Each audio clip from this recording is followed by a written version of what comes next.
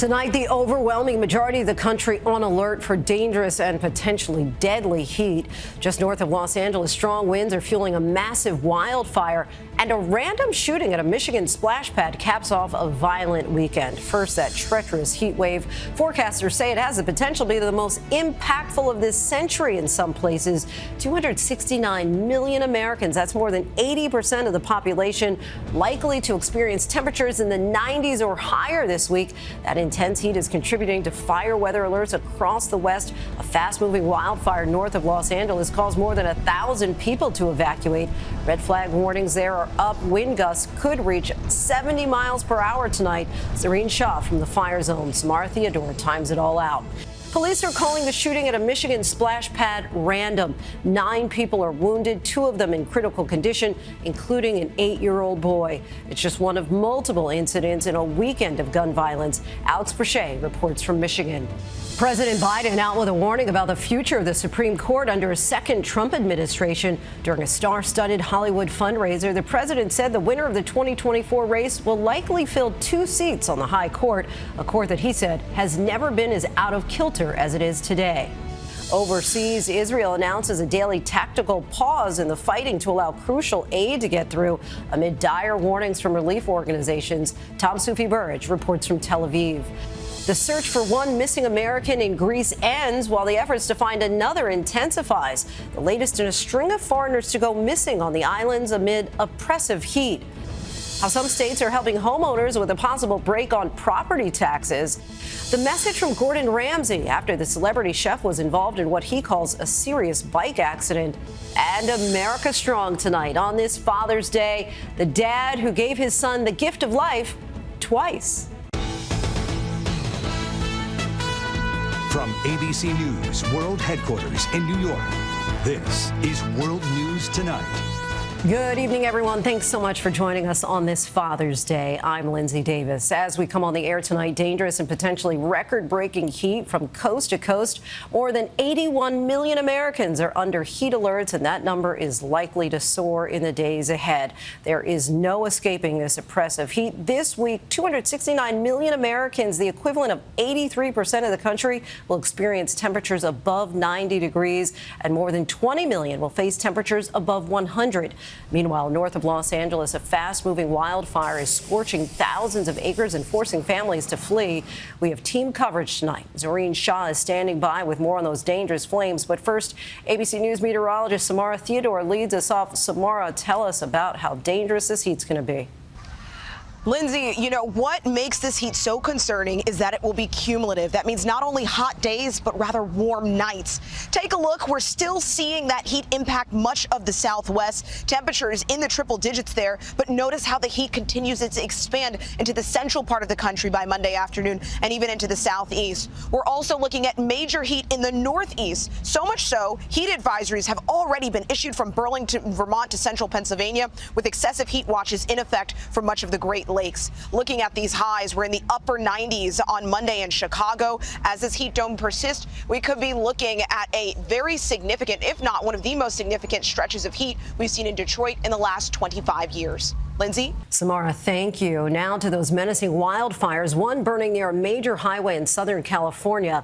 More than 1,000 have been forced to evacuate, and hundreds of firefighters are trying to control those flames. ABC's Serene Shaw is on the scene in Los Angeles County tonight. Tonight, the urgent effort now underway. Firefighters battling multiple blazes burning in Southern California.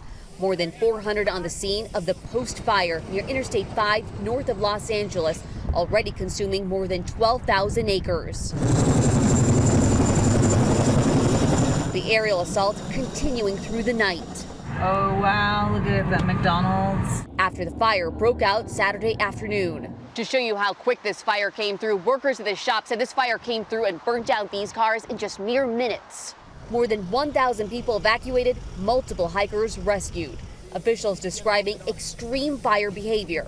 The wind carrying burning embers as far as 3/4 of a mile from the fire line. The winds are probably going to be the biggest factor in battling this blaze. It's going to make the effort much more difficult. The National Weather Service issuing a red flag warning for long duration strong winds and low humidity. Today, 55-mile-per-hour gusts are possible. Tonight, though, 70-mile-per-hour gusts are possible. Meanwhile, north of San Bernardino, the Hesperia fire also raging. More than 1,000 acres burning there. And Lindsay, you can see that shopper behind me just got some water from a nearby lake. You can see it making that drop any second right now. And meanwhile, there's a red flag warning that goes on until tomorrow morning and a separate high wind warning that goes on until Tuesday. Lindsay? That wind and heat, a bad combination. Zareen, thank you. Next tonight, a violent weekend of mass shootings across the country. 9 people, including a 4-year-old boy, were hurt in what appears to be a random shooting in Michigan. Police say the gunman opened fire at a splash pad park near Detroit. 2 people are dead and several others hurt during a shooting at a Juneteenth celebration in Texas. More now from ABC's Alex Prochet. Tonight, authorities say there are dads in a Detroit suburb spending Father's Day in the hospital after a gunman randomly opened fire at a Rochester Hills splash pad park. Can only describe the last 24 hours as a nightmare. Authorities say 9 people were injured. The youngest, a 4-year-old boy, shot in the thigh, in stable condition at the time. His mother with abdomen and leg wounds. His 8-year-old brother shot in the head. Both listed in critical condition Saturday. Our focus is on, in particular, the one family. You can't imagine running into a scene where there's flip-flops and ice cream cones and children laughing and playing just minutes ago. This stroller left behind in the chaos. The city says the gunman reloaded twice, firing as many as 28 rounds from a semi-automatic handgun. Law enforcement says the 42-year-old suspect barricaded himself in a nearby home he shared with his mother and later died by suicide. Deputies say they found an AR-15 style weapon on the table inside. We got to get a lot better at prevention because we've gotten too damn good at responding. The violence in Oakland County mirrored in other parts of the country. 2 people were killed and several others injured during a Juneteenth celebration Saturday night in Round Rock, Texas. Police say when shots were fired during a fight near a concert stage. It breaks your heart for a family that was coming out to enjoy their evening, and now their life is forever changed. And in Methuen, Massachusetts, officials say 7 people were shot, 2 injured critically after a pop-up party organized over social media erupted in gunfire. Police say there were hundreds in the crowd. The victims range in age from late teens to 22. Authorities believe it was a targeted shooting. It's incredible that not more people were hurt or killed. There could have easily been more casualties there. Alex Prochet joins us now live from a memorial in Rochester Hills, Michigan. Alex, we know authorities say violent crime has a tendency to tick up during the summer months, but let's put this in context. What are authorities saying about crime stats so far this year? Well, Lindsay, this memorial just wrapped up, but despite this weekend's headlines, the FBI says that reported violent crime is actually down 15% for the first quarter of this year compared to the same time last year. And data from the Gun Violence Archive says that the U.S. is on pace to have the lowest daily mass shooting average since 2019. Lindsay? That would certainly be welcome news. Alex Prochet, our thanks to you. Now to the race for the White House. President Biden and former President Trump both on the campaign trail. Biden's team says they raised $30 million at a star-studded event in Hollywood Saturday night where the president blasted the Supreme Court. And Trump was in the key battleground state of Michigan looking to woo black voters. Here's ABC's Mary Alice Parks. President Biden warning of the dangers of a second Trump presidency, telling supporters at a star-studded Los Angeles fundraiser last night that this election will have major consequences for the nation's highest court. The next president is likely to have 2 new Supreme Court nominees, 2 more. Biden issuing blunt criticism of the court, which right now includes 3 Trump-appointed justices. The Supreme Court has never been as out of kilter as it is today. I mean, never. That message appearing to resonate. The Biden campaign announcing today they raised an eye-popping $30 million from the event and revealing a plan to mobilize volunteers around the upcoming 2nd anniversary of the Supreme Court's controversial decision to end the guaranteed right to abortion. Writing in a statement, Americans across the country vividly remember where they were 2 years ago when Trump's Supreme Court majority overturned Roe, sending women's health care into chaos and putting their lives in danger. On stage supporting Biden, his former boss, President Obama, who spoke directly to Republican voters who might be disenchanted with Trump. I think part of what has happened over the last several years is we've normalized behavior that used to be disqualifying. In Michigan last night, former President Trump addressing his own supporters, repeating false claims that he won the 2020 election. We need to watch the vote. We need to guard the vote. We need to stop the steal. Now, Trump is currently waiting on a major decision from the Supreme Court on his claims of presidential immunity. It will have huge implications not only for that case against Trump over election interference, but also for the future of the presidency. Lindsay? We'll be covering it all. Mary Alice, thank you. Overseas now, and word tonight that Israel is planning to pause daytime fighting near the Gaza border. Let's get right to ABC's Tom Sufi-Burridge, who's in Tel Aviv for us. And Tom, the so-called tactical pause, it sounds rather limited.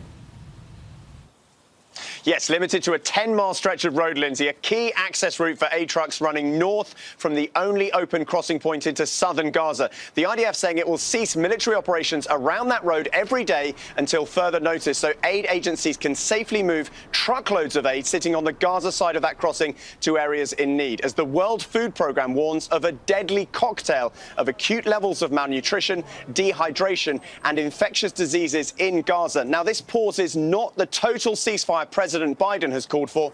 Israel stressing its controversial military operation in Rafah in southern Gaza will continue. And tonight, Lindsay, the IDF with a stark warning about Israel's northern border with Lebanon, saying it's on the brink of a wider escalation with both Israel and Iran-backed Hezbollah ramping up attacks across that border. Lindsay? All right, Tom, our thanks to you. U.S. officials tell ABC News that a top ISIS leader was targeted and possibly killed during an airstrike in Somalia. According to intelligence officials, that individual has been identified as the leader of ISIS in Somalia and is believed to be the new global leader of the terror group. 3 militants died in that strike on May 31st. This is House Intelligence Committee Chair Mike Turner says that the U.S. has hit its, quote, highest level of a possible terrorist threat. Now to a tragic ending for an American tourist in Greece. The 55-year-old who vanished last week was found dead on a beach. And now Greek authorities are searching for another American tourist, a retired L.A. County Sheriff's deputy. Here's ABC's Lama Hassan with the new details coming in tonight. Tonight, the search intensifying for an American tourist in Greece. Retired LA County Sheriff's Deputy Albert Calabut, who went missing earlier this week after setting off on a hike on the island of Amorgos. Calabut's girlfriend Debbie and brother Oliver desperate to find him, traveling to Greece to help with the search. It's a very harsh terrain. You know, they're exhausted. We're all exhausted. And I mean, there's not enough of us. There's not enough boots on the ground. 5 foreign visitors to the Greek Isles have died or gone missing in recent weeks amid a heat wave in the region. Authorities say another American tourist who vanished last Tuesday was found dead today on this beach on the island of Mathraki near Corfu. An autopsy is underway to determine the cause of death. But Calabut was a frequent visitor to the island and an experienced hiker. Greek police are studying this surveillance video obtained by Mega Live News that appears to show Calabut before his hike. He was supposed to meet a friend for lunch afterwards, but he never arrived. That friend alerting Greek authorities, who launched the search, would just ended its 5th day and still no sign of Calabut. There's still hope. I mean, that's all I got. There's still hope right now, you know. Lindsay, authorities on the island are saying that Calabut's disappearance could be related to the heat, and they're issuing urgent warnings to visitors as extreme temperatures sweep across Greece. Lindsay? Lama, thank you. Back here at home, several states are looking to eliminate property taxes to ease the burden on cash-strapped homeowners. But such a move won't be easy or cheap, and some warn that it could lead to a spike in taxes on income and sales. Here's ABC's Alexis Christoforous.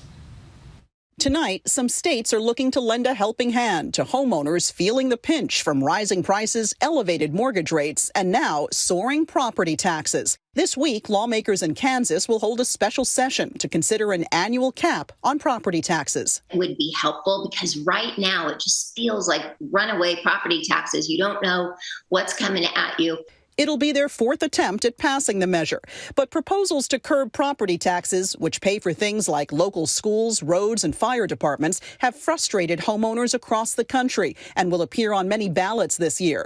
Voters in Colorado and Georgia will decide to cap all property tax revenue. Nebraska may take up a similar measure. Idaho and Michigan are considering getting rid of property taxes altogether, something experts warn could lead to a spike in income tax and sales tax. If you set that number too low, you are tying the hands of your local government. and you're eroding their tax base. Years of high interest rates and low inventory sending single-family home values up more than 50% nationwide since 2019.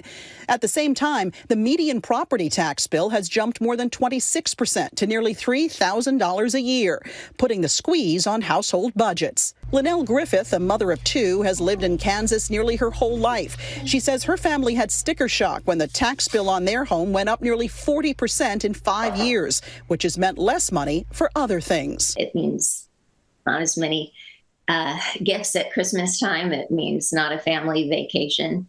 It means it affects our ability to pay for a college education. Some experts say Wyoming is a good example of a state striking the right balance when it comes to property taxes. Instead of an across-the-board cut, lawmakers there recently capped annual increases and targeted additional relief to some seniors and veterans, ensuring that those homeowners who need help the most are getting it.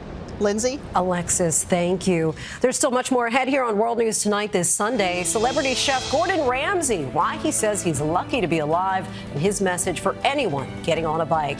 And on this Father's Day, the father and son, and the life-saving gift that brought them even closer together. Next tonight, authorities in Maine are investigating an hours-long standoff and fire in Auburn. 2 homes were burned to the ground. Authorities say they shot and killed a man who they say set the fire and who shot at officers from the roof of a home. Human remains were found in the charred wreckage of one of the homes. Officials say the gunman had just been released on parole. Tonight, Gordon Ramsay says he is in pain but lucky to be alive after a serious bike accident in Connecticut. In a post-accident picture that he posted on Instagram, the celebrity chef says his helmet saved his life. He's thanking the doctors and nurses who tended to him at the hospital and urging everyone who rides a bike to wear a helmet. When we come back, the little sequel that's taken over the box office. To the index now, the Edmonton Oilers are still alive in the Stanley Cup final. They pounced on the Panthers, beating them 8-1 overnight in Game 4, but the odds are still against them. Only one other team, the 1942 Toronto Maple Leafs, has come back from a 3-0 deficit to win the Stanley Cup. You can watch Game 5 tomorrow night on ESPN starting at 8 Eastern right here on ABC and ESPN+. Inside Out 2 is taking the box office by storm. The Pixar animated sequel raked in close to $300 million globally this weekend, the biggest opening of all time for an animated film. Domestically, it was the hottest opening since Barbie. Pixar is part of our parent company, Disney. Tonight's Tony Awards are already making history. For the first time, 4 of the 5 Best Director nominees in the musicals category are women. Also this year, 3 of 5 nominees for Best Director of a Play are women. And while many nonprofit theaters around the country are struggling, their work is being recognized. All of the nominees for Best New Play and Best New Musical were developed in nonprofit theaters. When we come back, the father who gave his son the gift of life twice. Finally, tonight on this Father's Day, the dad who has given his son life now for the second time. Andrew Ross and his father David have always been close, but their father-son bond has now been further cemented after Andrew, who's now 15, received a devastating diagnosis when he was just 8. You got the news that no parent wants to hear of him having stage 4 cancer. Andrew's form of cancer, neuroendocrine, is rare in children, but Texas Children's Hospital in Houston offered a variety of treatments from chemotherapy and surgery to radiation, some experimental, which stabilized his cancer. It was a big, tough struggle for a lot of years. At one point, he had more than 50 tumors in his liver, but his family's unwavering support has helped carry him through. They've been there right next to me. While the treatments eradicated all but 2 of his tumors, they did serious damage to his kidneys, which then required Andrew to go on dialysis. We didn't realize that it would even be a possibility for him to have a transplant. The doctors were very supportive, and once he got to 2 years of no growth in his cancer at all. As soon as those 2 years passed, David was tested, found to be a good match, and did not hesitate to donate one of his kidneys to his son. You know, as a dad, you want to do anything you can to be able to take away any type of pain that your kids are going through. The transplant last summer was a success. This year I played soccer for my high school, doing normal kid stuff. On this Father's Day, this father and son duo have so much to be grateful for. Gratefulness that he's my dad, that he would be willing to give me his kidneys to change my life forever. So meaningful. Happy Father's Day to all the dads out there. And thanks so much for watching. I'm Lindsay Davis, David Muir, right back here tomorrow night. Good night. Thank you for making World News Tonight with David Muir, America's most watched newscast.